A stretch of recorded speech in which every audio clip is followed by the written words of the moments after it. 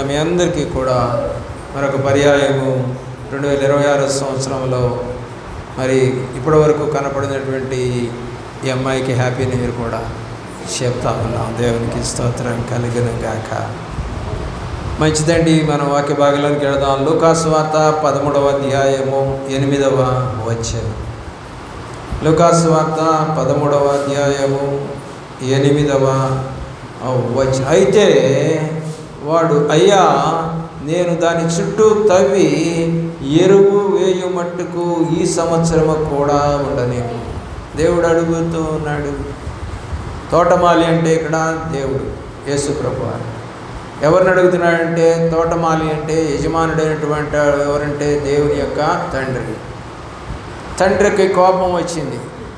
3 సంవత్సరాల నుంచి ఇది కాయలు కావటం లేదు, ఫలములు లేనటువంటి చెట్టు, ఎందుకు దానికి నీళ్లు పోసి దాన్ని ఇలాగ పెంచాలి, దాన్ని నరికివేయండి, కాల్చివేయండి అని అంటూ ఉంటే తోటమాలి అడుగుతూ ఉన్నాడు. తోటమాలి అంటే యేసు ప్రభు వారు అడుగుతున్నారు, అయ్యా, దాని చుట్టూ తవ్వి ఎరువు వేయి మట్టుకు ఈ సంవత్సరం కూడా ఉన్నది. ఇక్కడ తవ్వుటము అంటే పాపములను తవ్వుకోవటం. మన పాపములను తవ్వుకోవాలి. ఎందుకంటే మీకు తెలుసో లేదో, పల్లెటూర్లలో చెట్టుకి మొదళ్లలో మనము తవ్వుతూ ఉండాలి. ఎందుకంటే వేర్లు కూడా గాలి పోసుకోవాలి, వేర్లకు కూడా గాలి కావాలి. అంటే ఆ మట్టిని మనం గుల్ల చేసినప్పుడు ఆ గుల్ల చేయబడినటువంటి మట్టిలో నుంచి మరి పురుగులు లేదా చీమలు వెళుతూ ఉంటాయి. అప్పుడు ఆ వేరుకి మంచి గాలి అందుతూ ఉంటుంది. అలాగే నీళ్లు పోసినప్పుడు కూడా డైరెక్ట్గా ఆ వేరు దగ్గరికి నీళ్లు వెళతాయి. ఎరువు వేసినా కూడా వెళుతుంది. అందుకని అంటున్నాడు అక్కడ, దాని చుట్టూ తవ్వి ఎరువు కూడా వేస్తానయ్యా. ఎరువు అంటే దేవుని వాక్యం. తవ్వుకోవడం అంటే పాపములను తవ్వేసేసి మనలో ఉన్న రాళ్లను తీసివేసేసుకొని, రాళ్ళు ఉంటే వేర్లు బాగా విస్తరించవు కాబట్టి అవి తీసేసుకొని మరి వాక్యమనే ఎరువును వేసుకొని చూస్తానయ్యా, మరి ఈ సంవత్సరం ఫలిస్తుందేమో ఈ చెట్టు, ఈ సంవత్సరం కూడా ఉండనీయమని అడుగుతున్నాడు. ఇది ఎన్నో 2000 సంవత్సరాల క్రితమే చెప్పబడిన మాట. కొంతమంది నిజంగా తవ్వుకున్నారు, నిజంగా ఎరువు వేసుకున్నారు, నిజంగా ఫలించారు.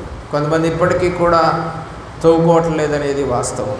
తమ పాపముల విషయమై వారు దేవుని దగ్గర మొరపెట్టుట లేదు అనేది విషయం. కాలం విలువ చాలామందికి తెలియటం లేదు. నీ జీవితంలో 30, 40, 50, 60, 70 నాకు తెలియదు, కానీ మరి కాలం విలువ నువ్వు తెలుసుకొని ఉన్నట్లయితే ఈ పాటికి నువ్వు ఎలాగుండాలంటే క్రీస్తులో ఒక ఉన్నత స్థలముల్లో ఉండాలి.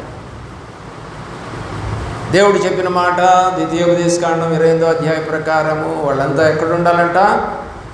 ఏమని చెప్తున్నాడు? ఆయన ఆజ్ఞలను, ఆయన కట్టడలను అనుసరించి నడిచిన యెడల భూ దిగంతములలో మిమ్మల్ని హెచ్చుగా ఉంచుతానని చెప్తా ఉన్నాడు. ఎక్కడ? భూ దిగంతముల్లోనే తన బిడ్డలు ఎలాగుంటారంట? హెచ్చుగా. చూసారా ఎంత గొప్ప మాట.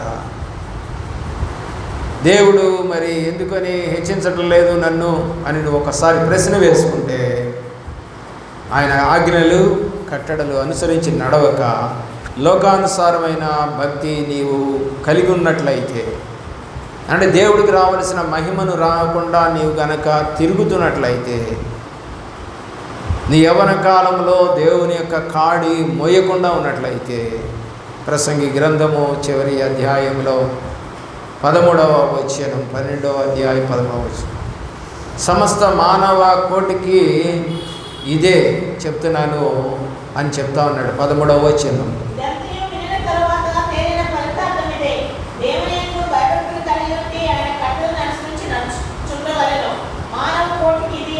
విధిని ఏర్పాటు చేశాడు.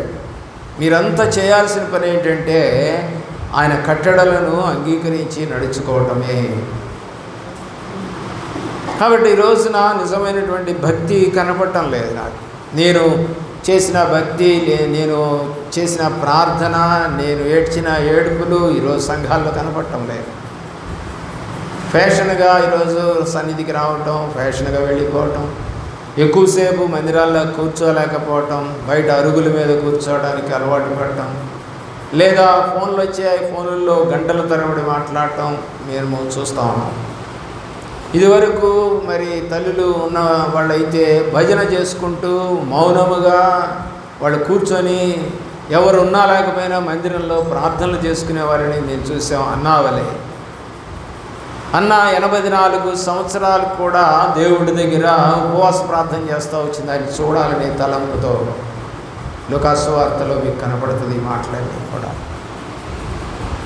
కాబట్టి నూతన సంవత్సరం మీ జీవితంలో ఒక అత్యుత్తమైనటువంటి సంవత్సరంగా ఉండాలని మీరు ప్రార్థన చేశారా లేదా నాకైతే తెలియదు.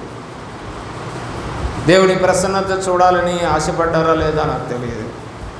మా కుటుంబం అంతా దేవుళ్ళో కనపడాలని ప్రార్థన చేశారా లేదా నాకు తెలియదు. నేను తప్పిపోకుండా నిన్ను ఘనపరిచే వ్యక్తిగా నన్ను చేయమని అడిగారో లేదో 31st నైట్ నాకు తెలియదు. వాగ్దానాలు తీసుకున్నారేమో నాకు తెలియదు. ఆ వాగ్దానాలు ఏంటో గుర్తున్నాయో లేదో మీకు నాకు తెలియదు. ఆ వాగ్దానాలను బట్టి మీ ఇంట్లో ప్రార్థన చేసుకుంటున్నారా దినదినమని అంటే నాకు తెలియదు. మీ ఇంట్లో క్యాలెండర్లో తీసుకొని వెళ్ళారు. ఈరోజు మరి ఆదివారము, కనీసం ఈరోజు ఆదివారపు వాక్యం ఏంటో చదివామా అని అడిగితే తెలియదు. ఏమీ చేయట్లేదు. దేవుడికి రావలసిన ఘనత రావడం లేదు. భూమిపై కొంత భాగము ఆక్రమించి ఉన్నటువంటి ఈ మనుషులు, భూమి అంతా కూడా మనుషులు లేరండి. ఎందుకంటే కొండలు, లోయలు, సముద్రాలు ఉన్నాయి భూమి మీద. మనం ఉన్నది కేవలం ఒక 30% భూమి మీద. 70% ఏమున్నాయంటే నీళ్లు ఉన్నాయి. నీళ్ళే ఎక్కువ ఉన్నాయి. అయినా కూడా ఎంత వేడి అనుభవిస్తుంటాం మనం.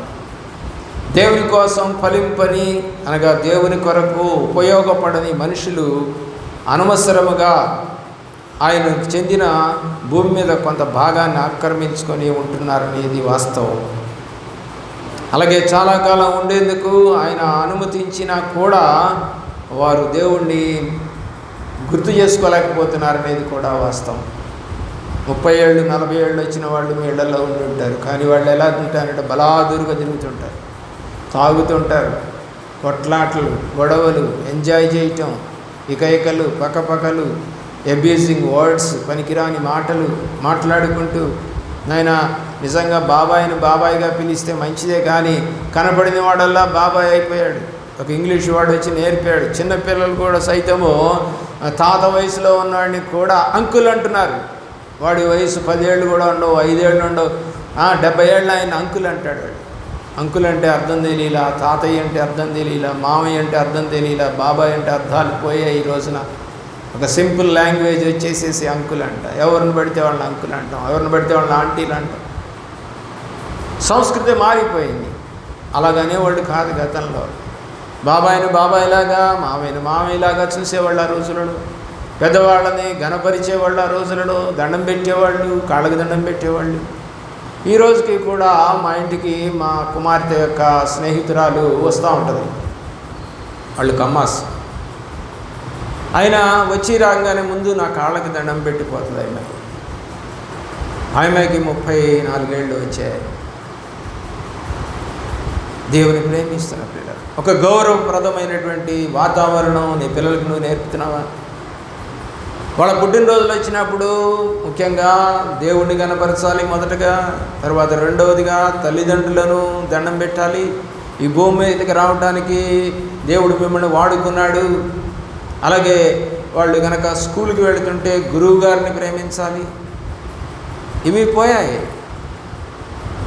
ఆ రోజులలో పుట్టినరోజు వచ్చినది అంటే ముందుగా తల్లిదండ్రులకు దండం పెట్టి వాళ్ళ ఆశీర్వాదం తీసుకొని ఆ తర్వాత స్నానం చేసి గుడికి వెళ్ళి అక్కడ పూజారి ద్వారా ఒక ఆశీర్వాదాన్ని తీసుకొని పెద్దలు ఎవరైతే ఉన్నారో మాకు తెలిసిన వాళ్ళ ఇళ్ళకి వెళ్ళి వాళ్ళ ఆశీర్వాదాలు కోరుకుని ఆ తర్వాతనే స్కూల్కి వెళ్ళేవాడు.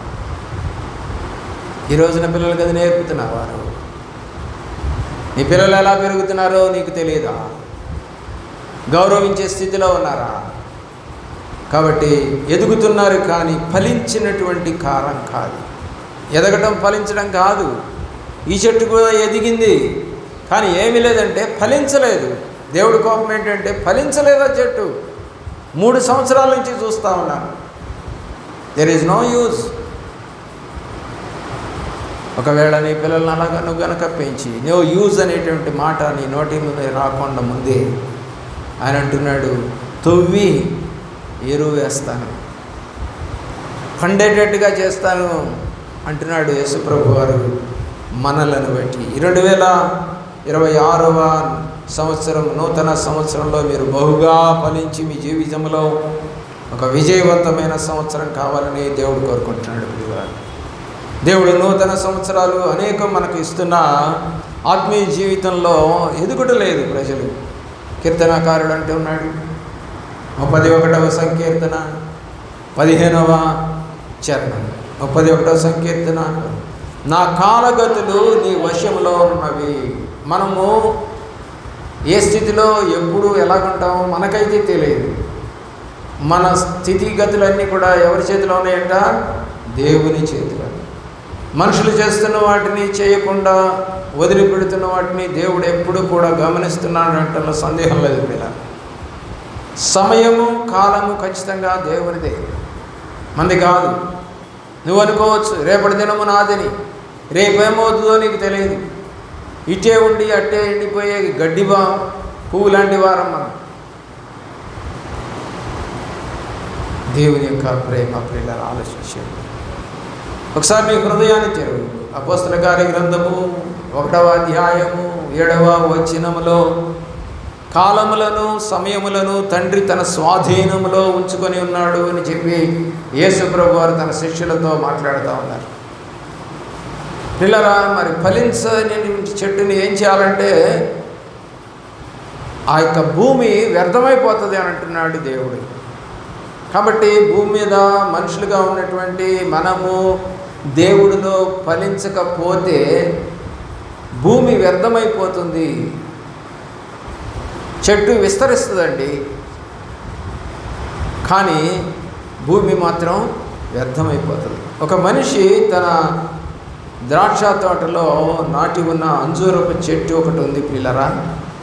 అతడు దాని పండ్లు వెతకడానికి వచ్చాడు. అయితే ఒక్క పండు కూడా కనపడలేదు. అప్పుడు ద్రాక్ష తోటమాలితో, ఇదిగో ఈ అంజూరపు చెట్టు పండ్లు వెతకటానికి 3 ఏళ్ల నుంచి వస్తున్నాను, కానీ ఒక్కటి కూడా కనపడలేదు. ఈ చెట్టు వల్ల ఈ భూమికి దుర్వినియోగం ఎందుకు, దీనిని నరికివేయి అన్నాడు లూకాసు వార్త 13వ అధ్యాయం 7వ వచనంలో. 3 ఏళ్ళు నేను అంజూరపు చెట్టును పండ్లు వెతక వచ్చాడ. ప్రతి సంవత్సరం వచ్చి చూస్తున్నాడు. సీజనల్గా ఇది పండుతుందేమో, కోసుకుందాము, తిందాము, తృప్తి పడదాము అనుకుంటున్నాడు దేవుడు. ప్రతి సంవత్సరం క్రిస్మస్ వచ్చింది, ప్రతి సంవత్సరం గుడ్ ఫ్రైడే వచ్చింది, ప్రతి సంవత్సరం ఈస్టర్ వచ్చింది. చూశాడట, వీళ్ళేం ఫలించినట్టుగా కనపడలేదు. సమయానికి ఎవరు రావట్లేదు చర్చికి, ప్రార్థనలు లేవు. వాళ్ళు ఆ ప్రార్థననే నీరు పోసుకోవట్లేదు. నీళ్లు పోయిపోతే మా ఇంట్లో దరిదాపు ఒక 20-30 మొక్కలు ఉంటాయి.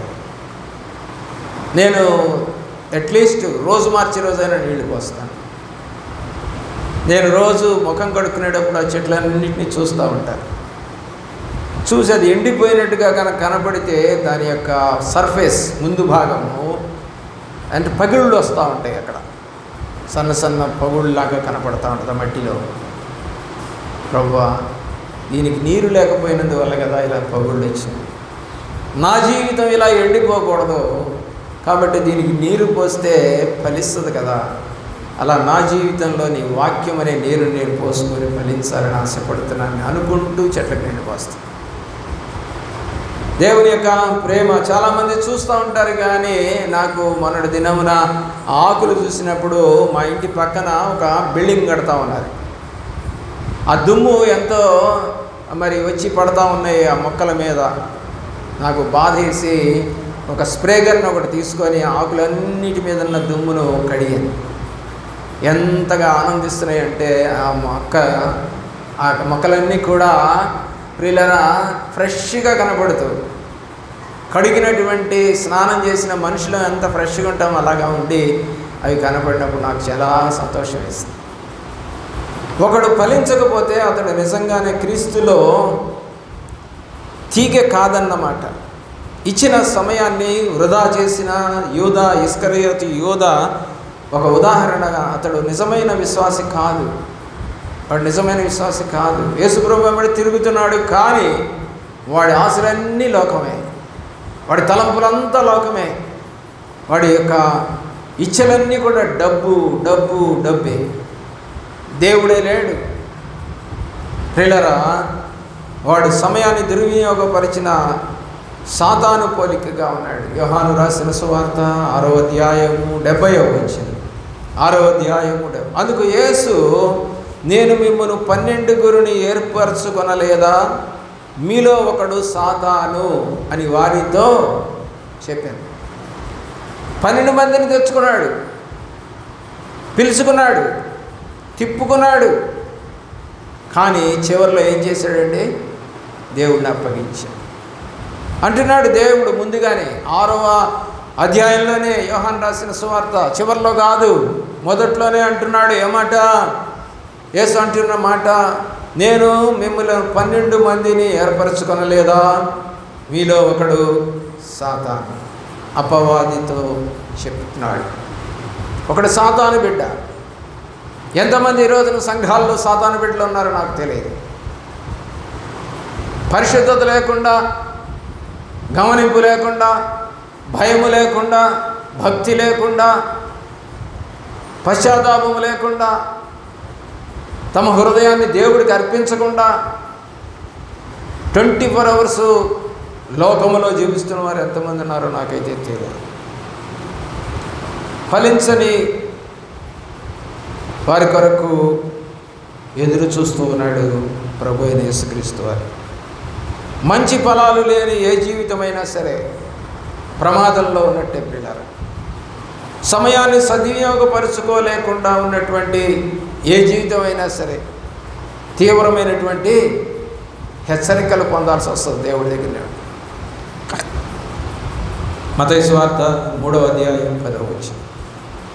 మత్తయి సువార్త 3వ అధ్యాయం 10వ వచనం. ఇప్పుడే గొడ్డలి చెట్ల వేరున ఉంచబడి ఉన్నది కనుక మంచి ఫలములు ఫలింపని ప్రతి చెట్టును నరకబడి అగ్నిలో వేయబడును. యేసుప్రభు వారు చెప్తున్నది, యెహోవా దేవుడు చెప్తా ఉంది, తండ్రి చెప్తున్నది, ఫలించని చెట్టును నరికేయండి. ఫలము ఫలింపని ప్రతి చెట్టును నరకబడి అగ్నిలో వేయబడాలి అని వాక్యం సెలవిస్తాం. మత్తయి సువార్త 7వ అధ్యాయము 19వ వచనంలో మంచి ఫలములు ఫలించని ప్రతి చెట్టు నరికి అగ్నిలో వేయబడాలి. అయితే కొంతమంది ఫలించకుండానే ఫలించామని చెప్పుకుంటునేవారు కొంతమంది ఉన్నారు. నేను ఒక కుటుంబం నాకు తెలుసు, మరి నాతో పాటే ఎదిగారు వాళ్ళు. సరే మంచిగానే బతుకుతున్నారు కదా అని అనుకున్నాం, కానీ మరి లంచం ఇచ్చి ఒక ఉద్యోగాన్ని తెచ్చుకున్నారు. అది నాకు తెలియదు, వాళ్ళు లంచం ఇచ్చి ఆ ఉద్యోగం తెచ్చుకున్నారని. ఆ తర్వాత మరి వాళ్ళు కూడా దేవుణ్ణి ఎరిగిన పిల్లలే, కానీ మరి మొదట్లో ఏదో కొంచెం ఎబ్బెట్టుగా లంచం తీసుకోము, మేము దొంగ సంతకాలు పెట్టము, మేము రాత్రుళ్ళు ఉండి నిలబడి ఆ డబ్బు కోసం యొక్క కస్టమర్ల దగ్గర చూడము అని కొంతకాలం మొదట్లో అనుకున్నారు. కానీ 2వ సంవత్సరం నుంచి ఆ డబ్బుకు వాళ్ళు దాసోహం అయిపోయారు. 5 గంటలకు రావలసినటువంటి వ్యక్తి 7 గంటల దాకా కూడా రావటం లేదు ఇంటికి. ఎందుకంటే ఆఫీస్ టైమ్స్ అయిన తర్వాత ఈ లంచాల వ్యవహారాలన్నీ జరుగుతూ ఉంటాయి. ఆ పేపర్లన్నీ అప్పుడు వాళ్ళు కూర్చొని రాత్రులు రాస్తూ సంతకాలు పెడతా ఉంటారు. ఏంటి బిడ్డ రావటం లేదు సరిగా, దేవుడు వెంబడించడం లేదు అని అంటే ఆఫీసులో వర్క్ ఎక్కువ అని చెప్తా అన్నారు. అబద్ధం. అది అబద్ధం అని నాకు తెలియదు. కానీ ఆ బిడ్డ ఇప్పుడు తొలగిపోయింది. ప్రభువులో నడవకుండా ఏదో నడుస్తున్నట్టుగా వేషం వేస్తూ ఉంది. వేషం అంటారు దాన్ని. ప్రియులరా, మరి తన డ్యూటీ తాను చేయాల్సిన వ్యక్తి. యోహాను రాసిన సువార్త 15వ అధ్యాయము 2వ వచనం. వారు పరిచర్యలకు ఫలము అని క్రీస్తు అనడు. నాలో ఫలింపని ప్రతి తీగను ఆయన తీసి పారవేయును. ఫలించు ప్రతి తీగ మరి ఎక్కువగా ఫలింపవలనని దానిలోని పనికిరాని తీగలను తీసివేయను. ఏం చేయాలి? మొన్న మా ఇంటికి ఎవరో వచ్చారు, వచ్చి అంటున్నారు, ఏంటి చెట్టు కొమ్మలన్నీ పీకేశారు అని అంటే, అది పైకి ఎదగాలంటే కింద కొమ్మలు పీకేయాలి, లేకపోతే బలమంతా ఇక్కడే ఆగిపోతుంది. పైకి ఎదగాలి అంటే కొమ్మలు నరుకుతూ ఉండాలి. ఏ కొమ్మలవి? సగం ఉండి సగం ఎండిపోతున్నాయి, వాడిపోయినటువంటివి. ఏమండి, మరి ఎండిపోతున్నటువంటి కొమ్మలు కొన్ని ఉంటాయి ప్రతి చెట్టులోనూ, వాటిని తీసివేయాలి. ప్రియులారా, అవి గనక ఉంటే ఈ చెట్టు బలముగా ఎదగదు. అంటే పాపములు నీలో గనక ఉంటే నీవు ప్రభువులో ఎదగవు. తీసేయాలి, ఆ రాళ్ళు ఏరిపారేయాలి. 15వ అధ్యాయము 2వ వచనములో చెప్పిన మాట. 6వ వచనం కూడా చూడండి. ఎవడైనను నా యందు నిలిచి ఉండని ఎడల వాడు తీగవలే బయట పారవేయబడి ఎండిపోవును. మనుషులు అటు వాటిని పోగు చేసి అగ్నిలో పారవేతురు, అవి కాలిపోవును. ఎవరు చెప్పారండి? ఏంటంటే మీ పాస్టర్ గారు ఎప్పుడు కాలిపోతావు, పాడైపోతావు, ఫలింపు అని చెప్తాడంటే నేను చెప్పడం లేదండి, ప్రభు వారు మాట్లాడతాను. ఎవరైతే ఏమండి ఆయన యందు నిలిచి ఉండరో వారి తీగలు బయట పారవేయబడి ఎండిపోతాయి. మనుషులటి వాటిని పోగు చేసి అగ్నిలో పారవేతురు, కాలిపోవును అని ప్రభువారు విశ్వాసుల గురించి మాట్లాడుతూ ఉన్నాడు. నువ్వు సరిగా నన్ను వెంబడించకపోతే కాలిపోతావు.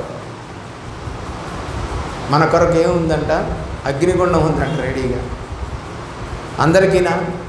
నిజ క్రైస్తవులకు కాదు, అబద్ధ క్రైస్తవులు, వేషధారణ క్రైస్తవులు చాలామంది ఉన్నారు భూమి మీద, వేషధారణ క్రైస్తవులు.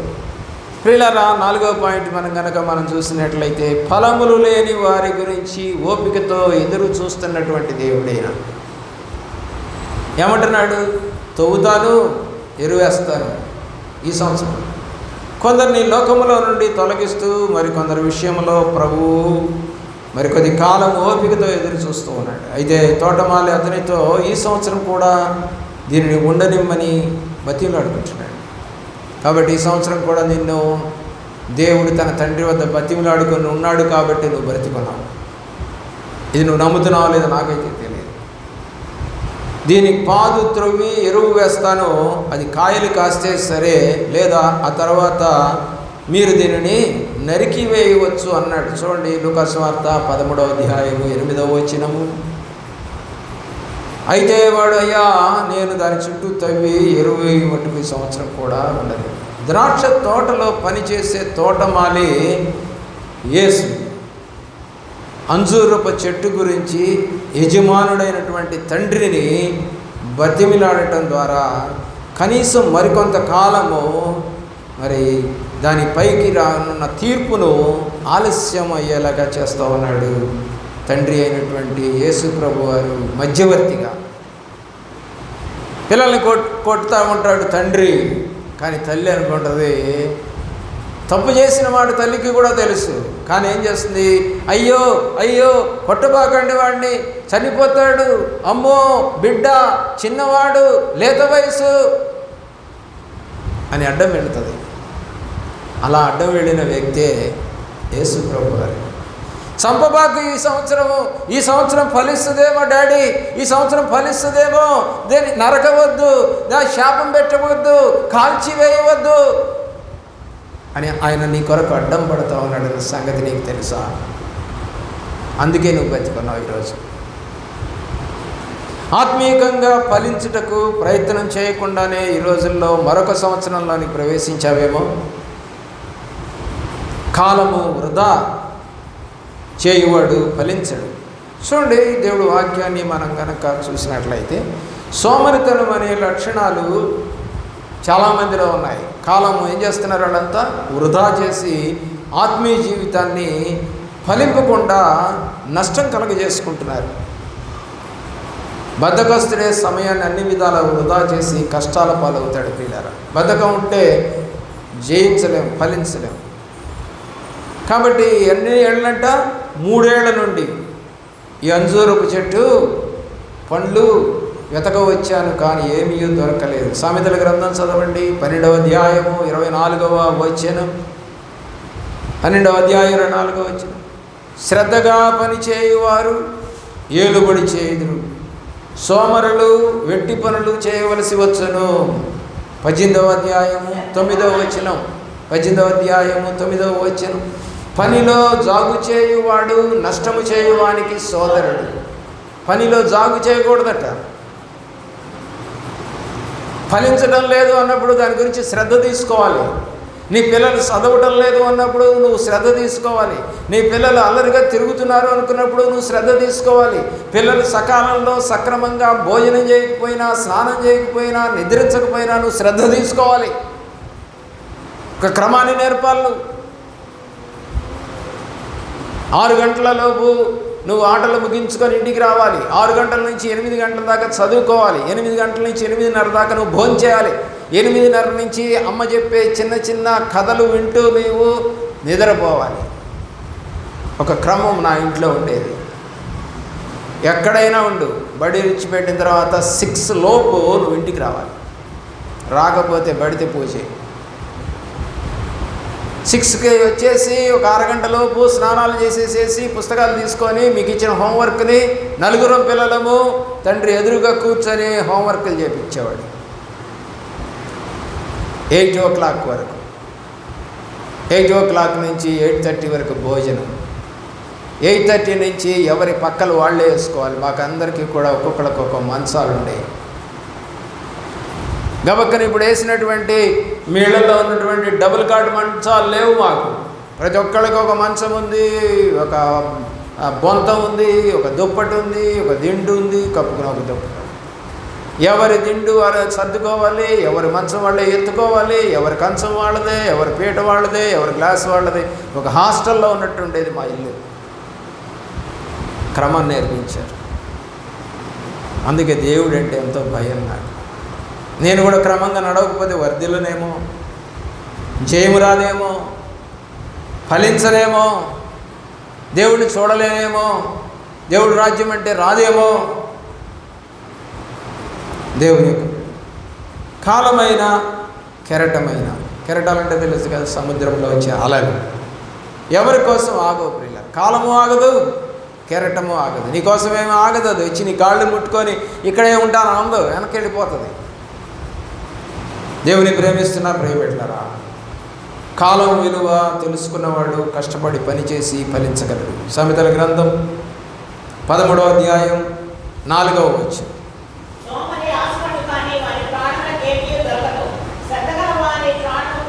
చూసారా? సోమరి ఆశపడతాడు కానీ వాడికి ఏమీ దొరకదు. ఒక అమ్మాయి ఇంట్లో ఉండి ఆశపడతా ఉండేదంట, మా ఆయన బాగా సంపాదిస్తే బాగుండు, మేము మంచి మంచి గృహాల్లో ఉండేవాళ్ళం. ఏమో మాత్రం పనిచేయదు. ఇంటికి రాగానే భర్తని ఏమండి పలావ్ దినాలనుంది ఆర్డర్ పెట్టండి, చికెన్ దినాలనుంది ఆర్డర్ పెట్టండి, పిల్లలు అడుగుతున్నారు బోండాలు కావాలంట ఆర్డర్ పెట్టండి. ఏమేం చేయదు ఇంట్లో, ఊరకనే కూర్చుంటుంది కానీ గొప్పగా ఉండాలని కోరుకుంటుంది. ఏమంటున్నాడు?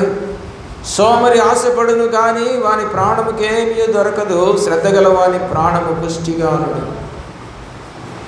సమయం ఎల్లప్పుడూ ముందుకు సాగిపోతూనే ఉంటుంది ప్రియులారా. ఒక నది లాంటిది అది. నది ఆగుద్దండి? నదిలో నీళ్ళు ఆగుతాయా? ఎక్కడి దాకా? సముద్రం చేరేంత వరకు ఆగవు. దాని ప్రయాణం ఎంత దూరమో దానికే తెలియదు.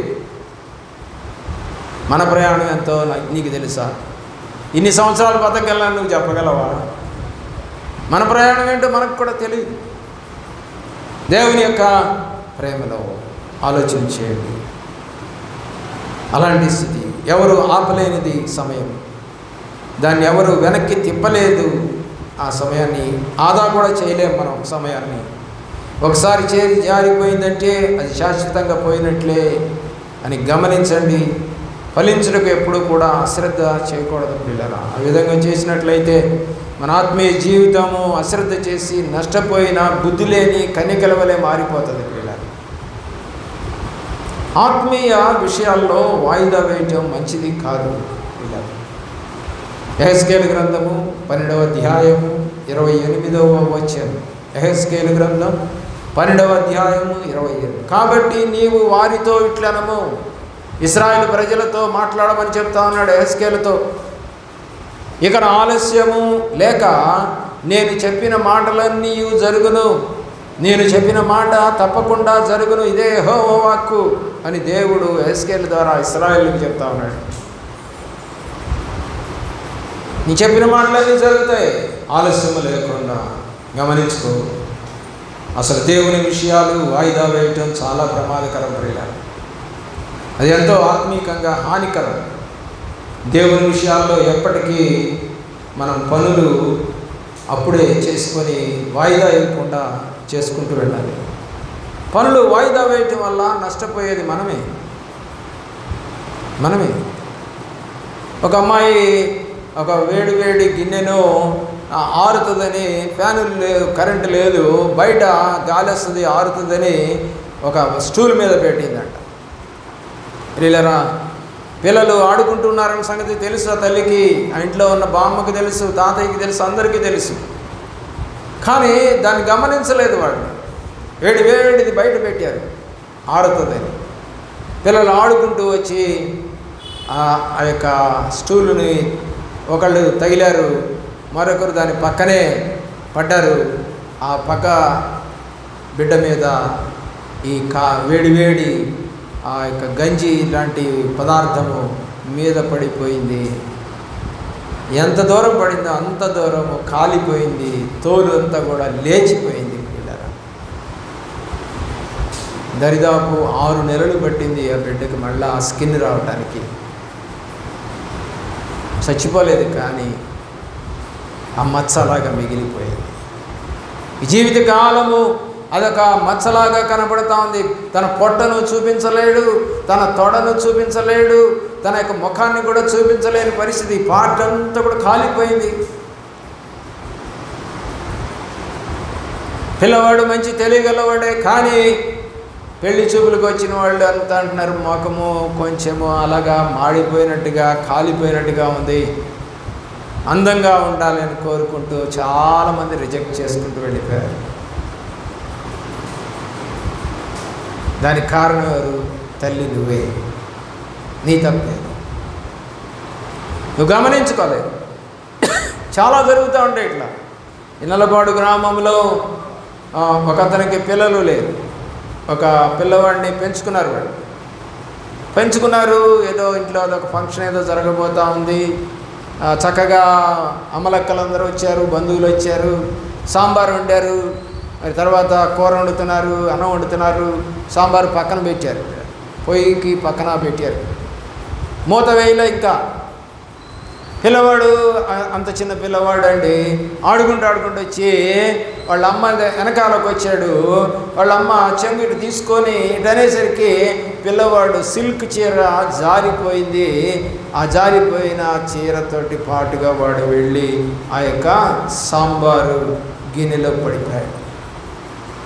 వాళ్ళంతా కాలిపోయింది. దేవుని యొక్క ప్రేమ ప్రియులరా, ఆలోచించు. నిర్లక్ష్యం ఎప్పుడు మంచిది కాదు, ఆలస్యం అసలే మంచిది కాదు.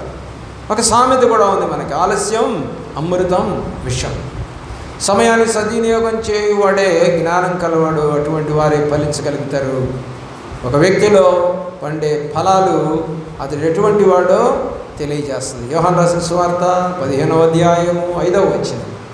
15వ అధ్యాయము 5వ వచనం. ద్రాక్షవల్లిని నేను, తీగలు మీరు.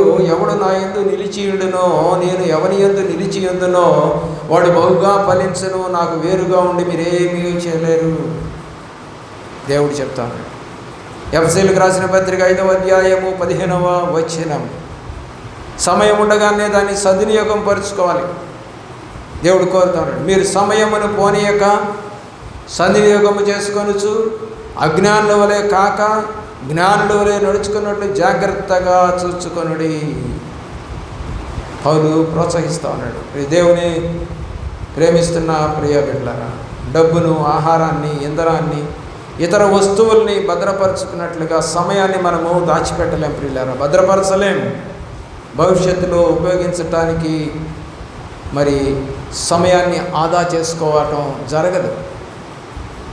ఇంట్లో డబ్బులు దాచుకోవడం కాదు ఇది, నగలు దాచుకోవడం కాదు ఇది, బియ్యం దాచుకోవడం కాదు ఇది. దేవుడు చెబుతా ఉన్నటువంటి మాట, సమయం బంగారం లాంటిది. తరచూ ఉపయోగించబడేటువంటి ఒక సామెత. జీవితంలో అనేకమైనటువంటి అవసరాలు, కార్యకలాపాలు, మరి సమయాన్ని వృధా చేస్తూ అన్నిటికన్నా ప్రాముఖ్యమైనటువంటి ఆధ్యాత్మిక జీవితాన్ని దిద్దుకోలేకపోతూ ఉన్నటువంటి వారు, సరిదిద్దుకోలేకపోతున్నటువంటి వారు, సమతూకాన్ని కాపాడుకోలేక అనవసరమైన వాటి మీద దృష్టి పెడుతున్నటువంటి వారు, దాని పర్యవసానంగా ఆధ్యాత్మిక జీవితము నష్టపోతాము.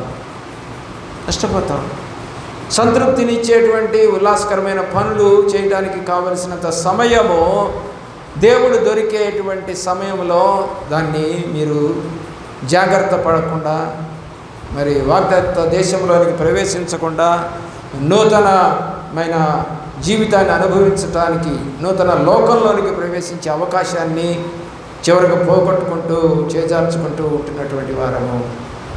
అనుకోని గడియలో దేవుడు వస్తాడు. లూకాసు వార్త 12వ అధ్యాయము 40వ వచనం. 12వ అధ్యాయము 40. మీరు అనుకోని గడియలో మనుష్య కుమారుడు వచ్చును కనుక మీరును సిద్ధముగా ఉండుడని చెప్పాడు. ఎలా వస్తాడంట? అనుకోని గడియలో. యేసు ద్వారా కొన్ని ఆచరణాత్మకమైనటువంటి చర్యలు తీసుకోవటం వలన మన శాశ్వత ప్రయోజనం కొరకు అవసరమైనటువంటి శ్రేష్టమైనటువంటి కార్యములను చేయటానికి మనము ప్రభువులో నిలబడాలి. దేవునికి మహిమ కలిగేటట్టుగా, సమయాన్ని సద్వినియోగం చేసుకునేటట్టుగా 2026వ సంవత్సరం దేవుడు మనకు అనుగ్రహించినటువంటి మరి ఒక తరుణమని ఎరిగిన వారిగా ఈ సంవత్సరమైనను క్రీస్తు కొరకు ఫలించేవారిగా ఉండాలి. అటు గొప్ప కృప ప్రభువు ఈ నూతన సంవత్సరంలో నీకు, నీ కుటుంబానికి, సమాజానికి, సంఘానికి దయచేయుగాక. ఆమేన్. మోకరించండి, ప్రార్థన చేస్తాం.